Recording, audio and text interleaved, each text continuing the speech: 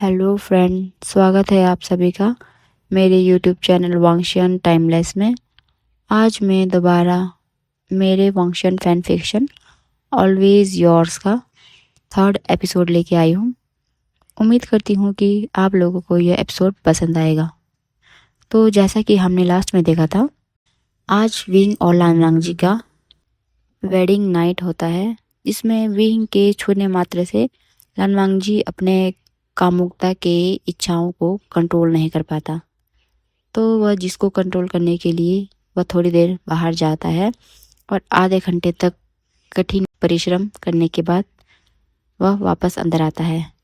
लेकिन दोबारा विंग को भीगे बालों में देखकर उसकी वही कामुकता की इच्छाएं उसको आकर जकड़ लेती हैं और वह ना चाहते हुए भी धीरे धीरे कदमों से विंग की ओर आगे बढ़ने लगता है।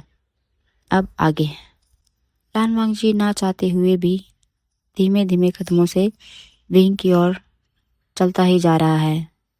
विंग ने अभी उसे नहीं देखा क्योंकि विंग का जो फेस है वो आगे शीशे की तरफ है। लानवांग जी विंग के बहुत करीब पहुंच जाता है, मीन्स ठीक विंग के पीछे, और वहां जाके वह खड़ा हो जाता है। विंग अचानक से लानवांग जी को अपने इतने करीब देखकर वह एकदम से थोड़ा सा सहम सा जाता है, क्योंकि अब वह उसे मिरर में अच्छे तरीके से देख पा रहा था।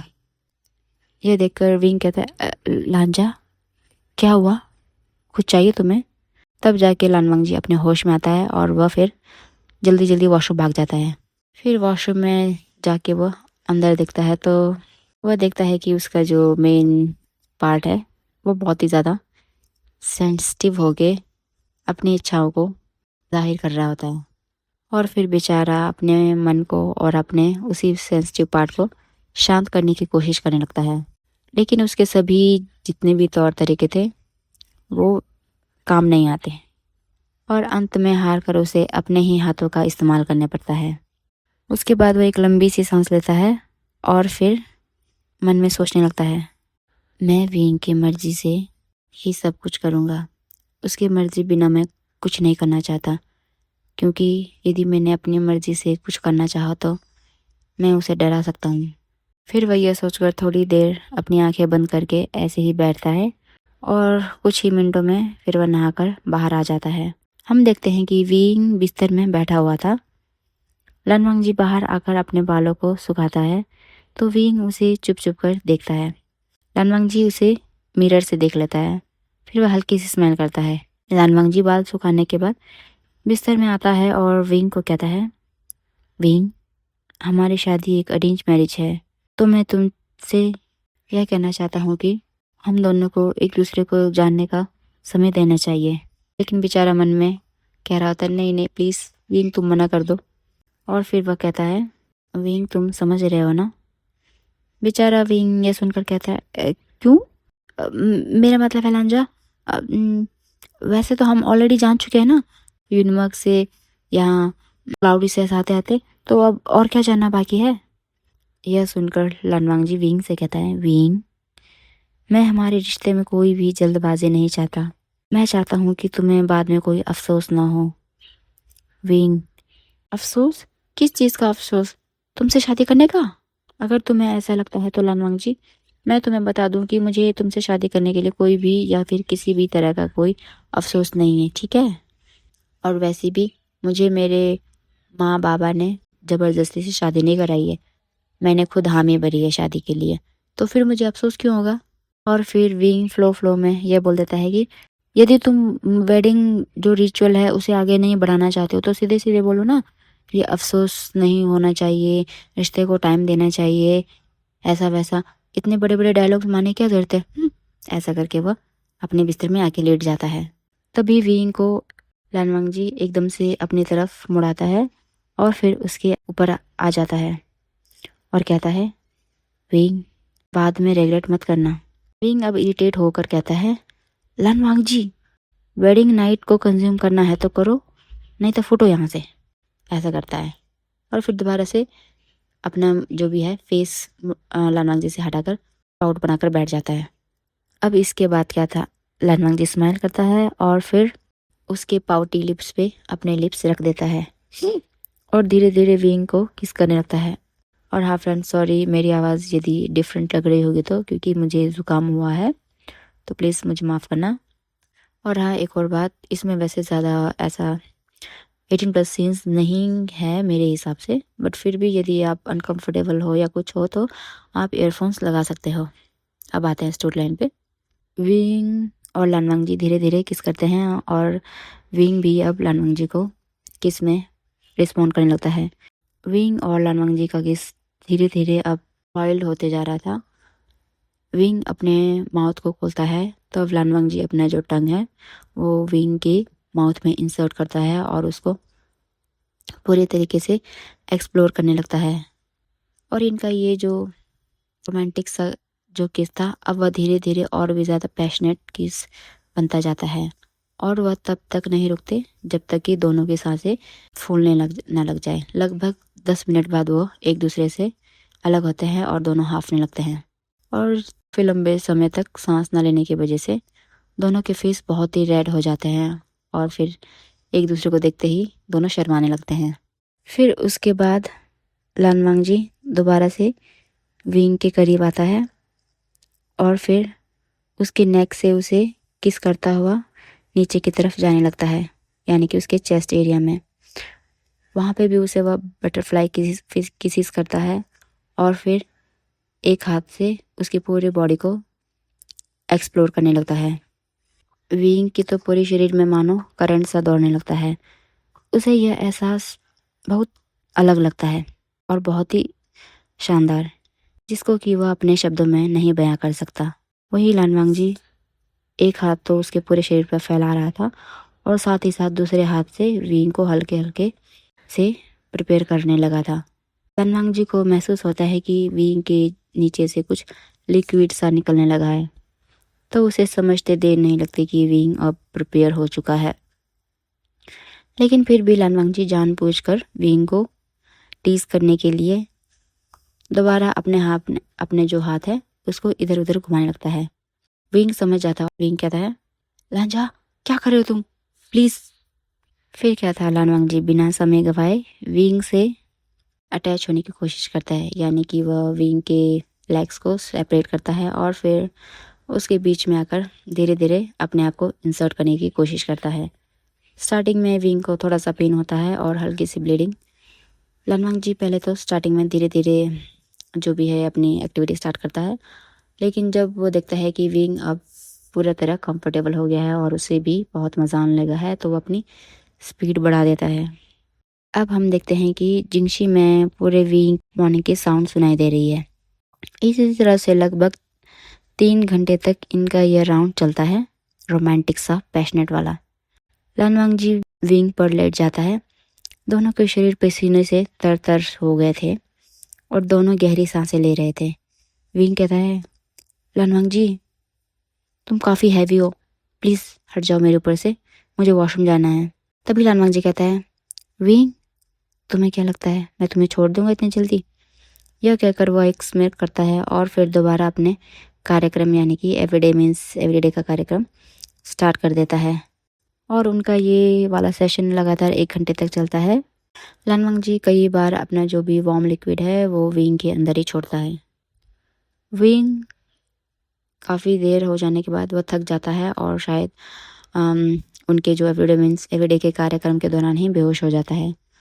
लानवांग जी जब देखता है कि विंग बेहोश हो चुका है तो वह जल्दी जल्दी अपना कार्यक्रम मीन्स अपने आप को सेटिस्फाई करता है और फिर वह विंग को ब्राइडल स्टाइल में उठाकर वॉशरूम ले जाता है और उसको पूरे अच्छे तरीके से क्लीन करता है, उसको अच्छे से रोब्स बनाता है और फिर आकर बेडशीट चेंज करता है और फिर विंग के साथ लेट जाता है। और हाँ फ्रेंड्स, वो खुद भी नहा लेता है। विंग लानवांग जी की बाहों में एक क्यूट सा छोटे बच्चे की तरह लग रहा होता है। लानवांग जी उसे उसकी लिप्स पर एक छोटा सा पैक करता है, फिर उसे अपने बाहों में लेकर सो जाता है। हम देखते हैं कि लगभग सुबह के 3 बजे हैं, मीन्स वो लोग 3 बजे सोए हैं। आज लानवांग जी के मन में एक अजीब सी खुशी है जिसको कि वह किसी से भी बयां नहीं कर पा रहा है। इसी खुशी की वजह से लानवांग जी बेड पे तो सो जाता है, मीन्स लेटे रहता है, परंतु उसे नींद बिल्कुल नहीं आती। और जैसे ही सुबह के 5 बजते हैं तो वह देखता है कि विंग बहुत ही एक क्यूट से पपी की तरह उसके बाहों में लिपट के सो रहा है, तो वह उसे डिस्टर्ब नहीं करता। और 6 बजने पर वह देखता है कि विंग वैसे ही सो रहा है, तो वह धीरे से विंग को अपने से अलग करता है और फिर खुद वह फ्रेश होने चला जाता है। वह फ्रेश होते होते भी विंग के और अपने उसी रोमांटिक से सेशन के बारे में सोचने लगता है। और फिर फ्रेश होके आने के बाद वह मेडिटेशन करने के लिए बैठ जाता है। लगभग 8 बजे लनवंग जी अपनी आँख खोलता है मेडिटेशन से, तो उसकी आँख सीधे जाती है विंग पर, जो कि बहुत ही सुंदर लग रहा होता है। उसके वह काले बाल उसके चेहरे पे आ रहे होते हैं, जिससे कि और भी ज़्यादा सुंदर लग रहा होता है। इतना सुंदर कि यदि लड़कियों के बीच में उसे रखा जाए तो वो लड़कियों को भी फेल कर दे।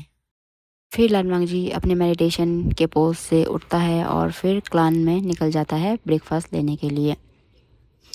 लनवांग जी लैन सिचेन को और लैन किरण को बता देते हैं कि वह आज अपना ब्रेकफास्ट जिंगशी में ही करेगा विंग के साथ। वो लोग भी कुछ नहीं कहते, फिर लनवांग जी अपना ब्रेकफास्ट लेके आ जाता है। फिर हम देखते हैं कि वह धीरे धीरे विंग को बहुत ही प्यार से उठाता है, जैसे कि हम किसी छोटे बच्चे को उठाते हैं वैसे ही। विंग कहता है, हाँ लांजा क्या हुआ? लानवांग जी कहता है, भाभी उठ जाओ, खाना खाना है। विंग प्यारे से क्यूट से बच्चे की तरह आंखें मलते हुए उठता है। फिर लानवांग जी उसे अपने ही हाथों से खाना खिलाता है। ये देखकर विंग को मन में बहुत खुशी मिलती है और वह लानवांग जी को बहुत ही प्यार भरी नज़रों से देखता है। लानवांग जी कहता है, विंग क्या हुआ? तो विंग कहता है, तुम इतनी क्यूट क्यों हो? यह सुनकर लानवांग जी ब्लश करता है। तो विंग कहता है, ओ तुम ब्लश भी करते हो लानवांग जी? मैंने सुना था तुम बहुत रूड हो। पर ये रूड लानवांग जी तो ब्लश भी करता है, या कहकर वह लानवांग जी को टीज करता है। फिर लानवांग जी विंग से कहता है, विंग तुम्हें याद है ना कि मैं क्या हूँ? मीन्स तुम अपनी इन बातों से मुझे जगा रहे हो, मेरे अंदर के जानवर को। विंग कहता है, चलो मैं नहीं करता बातें। वैसे तुम ना सच में, मैं बताऊँ, तुम ना सच में बीस्ट हो या फिर कोई दानव। और पाउट बना के देखने लगता है। लानवांग जी धीरे से उसके करीब आता है और उसके कानों में बहुत ही हस्की वॉइस में कहता है, विंग चाहे दानव कहो या बीस्ट, जो भी हूँ बस तुम्हारा ही हूँ। यह कहकर वह विंग के कान में हल्का सा काटता है और फिर वापस आ जाता है। विंग बड़ी बड़ी आंखों से देखता और कहता है, लंजा क्या तुम बीमार हो, या फिर तुम्हें किसी रोमांटिक से भूत ने यानी कि घोस्ट ने पोजेस तो नहीं कर लिया? यह कहकर वह विंग लानवांग जी का फॉरहेड चेक करने लगता है। लानवांग जी हंसता है और विंग का हाथ पकड़ के कहता है, विंग मैं ठीक हूँ, मैं तुम्हारे सामने अपनी फीलिंग्स को कंट्रोल नहीं कर पाता हूँ। फिर वह ब्लश करने लगता है। विंग कहता है, हाँ लानवांग जी, तुम्हें वैसे मेरे सामने अपने फीलिंग्स को कंट्रोल करने की ज़रूरत भी नहीं है। ये कहकर दोनों अपना जो भी है ब्रेकफास्ट वगैरह कंप्लीट करते हैं। फिर लानवांग जी विंग से कहता है, विंग तुम थोड़ी देर आराम करो और ये दवाई खा लो, मैं जाता हूँ अभी, और 1-2 घंटे बाद तुम्हें वापस लेने आ जाऊँगा। विंग ठीक है कहता है। तब लानवांग जी उसके फॉरहेड पे किस करता है और वहाँ से निकल जाता है। विंग बहुत ही खुश होता है और फिर आंखें बंद करता है। आंखें बंद करके वो सोता नहीं है बल्कि कुछ याद करता है। तो हम देखते हैं कि विंग ऐसा क्या याद कर रहा है जो कि इतना खुश हो रहा है। हम देखते हैं कि विंग और जियांगचेन आज से लगभग 2 महीने पहले पूरा हुलिया बदल कर, यानी कि वो कल्टीवेटर नहीं बल्कि एक सिंपल से जो विलेज पीपल होते हैं ना, वह बन के नाइट हंट में आए हुए हैं। तभी उन पर एक बहुत ही बड़ा वाला दानव हमला करता है। मीन्स एक वही सांप टाइप में कोई दानव है, वह हमला करता है। दोनों बहादुरी से उसका सामना कर रहे होते हैं। तभी अचानक उन दोनों को ऐसा लगता है मानो कि कोई बहुत बुरी तरीके से चीख रहा हो। और जैसे ही ये आवाज़ उनको कान में पड़ती है तो वो एकदम से मीन्स अपने ध्यान से भटक जाते हैं, यानी कि उसका जो है उनका कंसंट्रेशन बिगड़ जाता है।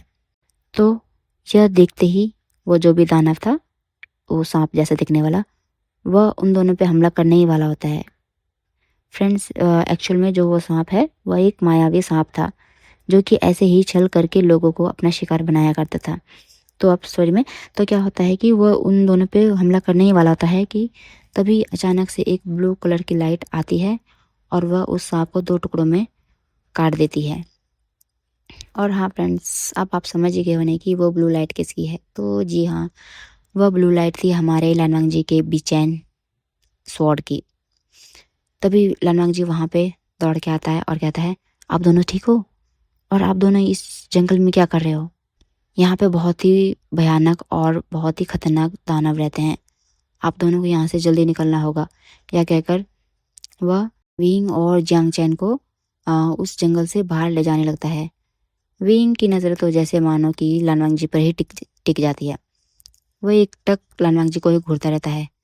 तभी जियांग चैन उसको कोने मार के कहता है, आप क्या नज़रों से ही खा जाओगे उसको, आगे देखो अपना। फिर विंग एनोइंग सा फेस बनाते हुए चलता है।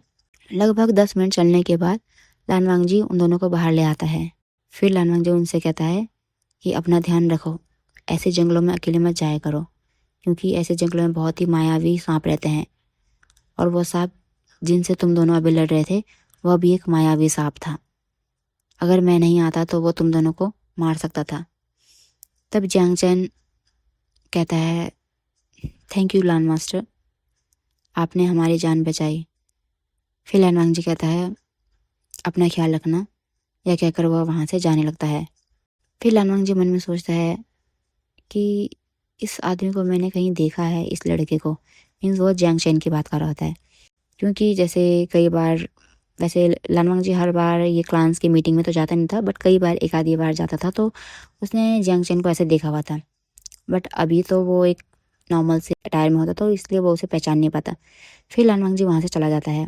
तब विंग कहता है, घगा, ये क्या लानवांग जी था? जियांग चैन कहता है, हाँ। तो विंग कहता है, लोग तो कहते हैं कि यह बहुत घमंडी है और सीधे मुंह किसी से बात नहीं करता, इसने तो बट आज हमारी हेल्प की।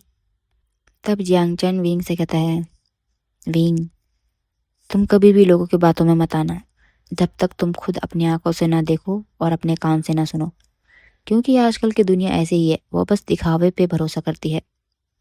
अगर कोई तुमसे ढंग से दो बोल ले तो उन्हें लगता है कि वो सही है, और लानवांग जी उनमें से नहीं है। उसे दिखावा करना बिल्कुल भी पसंद नहीं है। वह जैसा है वैसा ही शो करता है, इसीलिए कई लोग उसे जानबूझ के एटीट्यूड वाला कहते हैं, जबकि वह ऐसा नहीं है, वह बहुत ही हेल्पिंग नेचर है। इतना कहकर वह दोनों अपने इन में आते हैं। फिर वह अपने कपड़े चेंज करके अपने क्लान के लिए लौट जाते हैं, क्योंकि यदि वो अपने कपड़े चेंज ना करे तो मैडम यूं उन दोनों को मार डालेगी। फ्लैशबैक यहीं एंड होता है। विंग नशे के कारण, मीन्स जो मेडिसिन का नशा था उसके वजह से, और रात के जो उनका एवरीडे मीन्स एवरीडे हुआ था उसके थकान के कारण वह दोबारा से सो जाता है। तभी हम देखते हैं लगभग 2 घंटे बाद लानवांग जी दोबारा से जिंगशी में आता है और वह देखता है विंग बहुत ही क्यूट तरीके से सोया हुआ है। लानवांग जी को विंग की हर चीज़ क्यूट लगती है। मीन्स अगर विंग छींक भी ले तो भी लानवांग जी को लगेगा कि हाँ ये कितना क्यूट है। तो अभी उसका हाल कुछ ऐसा है। फिर लानवांग जी विंग के करीब आता है, उसे हल्के हल्के हाथों से उसके बालों में फहराने लगता है। अपने बालों में किसी का हाथ पाकर विंग एकदम से आँख खोलता है तो देखता है लानवांग जी उसे बहुत ही क्यूटी पाई वाली नज़रों से देख रहा होता है। तो विंग कहता है, लांजा तुम आ गए? तो लानवांग जी कहता है, हाँ विंग, चलो उठ जाओ। फिर विंग धीरे से उठता है और वो कहता है, अरे मेरा दर्द चला गया? ये सुनकर लानवांग जी हंसता है। फिर वह धीरे धीरे विंग को अच्छे से, मीन्स उसको खुद ले जाता है अपने मीन्स ब्राइडल स्टाइल में वॉशरूम में, उसको अच्छे से नहलाता है। उसका मन तो बहुत कुछ करता है, लेकिन जैसे तैसे वो अपने इच्छाओं को मारकर विंग को अच्छे से बस नहलाता है और फिर उसको बाहर लाके उसको सुंदर सा एक रोब पहनाता है और उसके अच्छे से बाल टाई करता है। फिर दोनों क्लान की तरफ निकल जाते हैं। क्लान में वो सीधा अपने एंसेस्टर हॉल में जाते हैं, जहाँ पे कि सभी एल्डर्स लैन किरेन और लैन चैन मौजूद होते हैं। वो दोनों वहाँ पे 3 बोस लेते हैं। उसके बाद एक एक करके सभी लैंड एल्डर्स को बो करते हैं। सभी लैंड एल्डर्स उन्हें गिफ्ट देते हैं। कुछ एक लैंड एल्डर्स जो कि मीन्स जिनकी लानवांग से नहीं बनती थी, वह देना तो नहीं चाहते थे, बट फिर भी क्या करें, मजबूरी है भाई, देना तो पड़ेगा ही। तो वो भी जैसे तैसे करके अपने मन को मारते हुए उन दोनों को गिफ्ट्स और आशीर्वाद देते हैं, और इनका ये रिचुअल भी मतलब पूरा हो जाता है।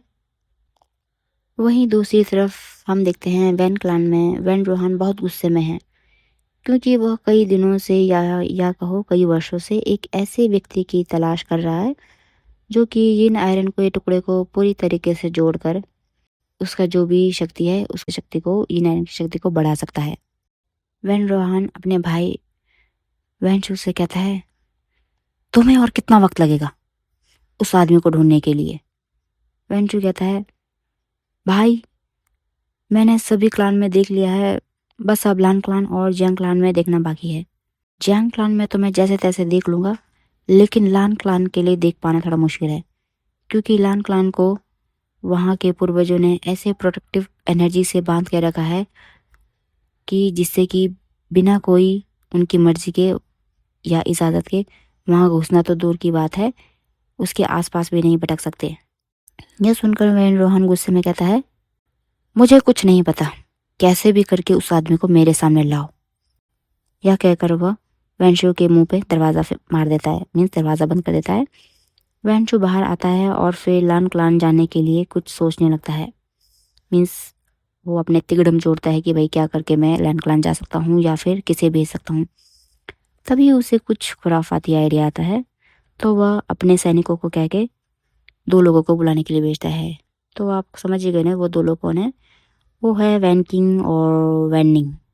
कुछ ही देर में वो हम देखते हैं कि वैन किंग और वैनिंग अंदर आते हैं और फिर वह वैनशु को वो करते हैं। फिर वैन किंग कहती है, मास्टर आपने हमें क्यों बुलाया, कुछ काम था? तभी वैनशु कहता है, मुझे ऐसा जहर के बारे में पता लगा के बताओ जिसके एंटीडोट के बारे में कुछ ही लोग हो जो जानते हो, यानी कि कुछ ही वैद। और हाँ, इस चीज़ के बारे में किसी को भी पता नहीं चलनी चाहिए, यहाँ तक कि वैन रोहान को भी नहीं। यह सुन के वैन किंग अपना सर नोट करती है और कहती है, ठीक है मास्टर।